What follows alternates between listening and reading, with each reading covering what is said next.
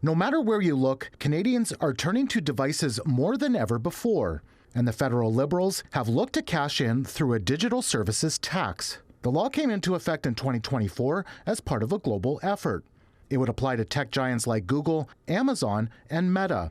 Any company with online advertising, a marketplace, or a social media platform that has major worldwide revenues and at least $20 million in Canadian digital sales revenue. This was purely about generating new revenues for the government, arguing that many of these companies were able to generate a lot of value in Canada, and the argument was they didn't always pay their fair share. Michael Geist is a University of Ottawa professor focusing on technology. The argument was one way to do that is to put, in a sense, a surtax and an additional fee on many of these transactions. The first payment of $2 billion, which was retroactive to 2022, was due by Tuesday. Over 5 years, it could have brought in $7.2 billion. It's clear many of the charges were ultimately going to be borne by Canadian business and arguably at the end of the day by Canadian consumers. Geist says Google even put in place a surcharge to pay their share.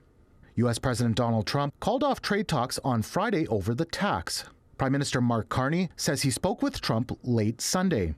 Talks have restarted, and the tax is currently off the table. It doesn't make sense to collect tax from people and then remit them back. So it provides some certainty. In Washington, White House Press Secretary Caroline Leavitt says it was a mistake for Canada to vow to implement that tax that would have hurt our tech companies here in the United States. We have to keep cool and carry on. That's former U.S. Ambassador Frank McKenna's advice to anyone watching. I think the government of Canada came to the conclusion that a $1 trillion trade deal was so important that it shouldn't be derailed. Meanwhile, Geist says the government needs to change its approach to big tech, especially since U.S. politicians and businesses have raised the issue for years. We need a real reset, and I think a lot more realism. The Canadian market just isn't important enough, and the costs of some of these regulatory proposals are so high that they are going to invite a response. As these developments continue to unfold, keep in mind this date, July 21st.